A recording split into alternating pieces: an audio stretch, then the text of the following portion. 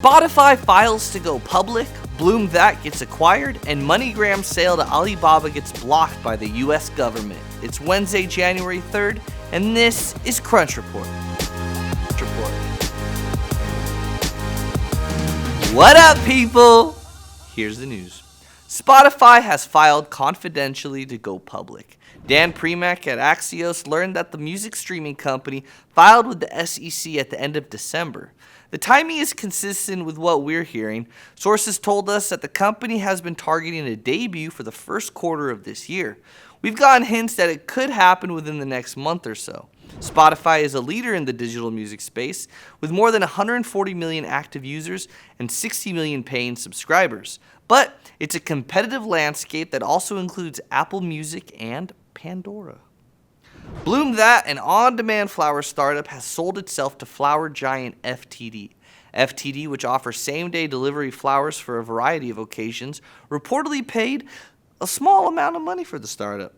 Prior to this reported acquisition, BloomThat had raised $7.5 million from a variety of investors.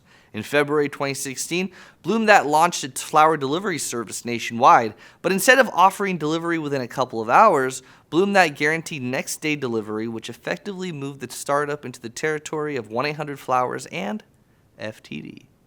The proposed acquisition of global payment service MoneyGram by Alibaba's Ant Financial is off after the U.S. government blocked the $1.2 billion deal. MoneyGram's CEO Alex Holmes said in a statement, "The geopolitical environment has changed considerably since we first announced the proposed transaction with Ant Financial nearly a year ago. Despite our best efforts to work cooperatively with the U.S. government, it has now become clear that the CFI US will not approve this merger." Per terms of the agreement, Ant had to pay $30 million to MoneyGram for terminating the acquisition process.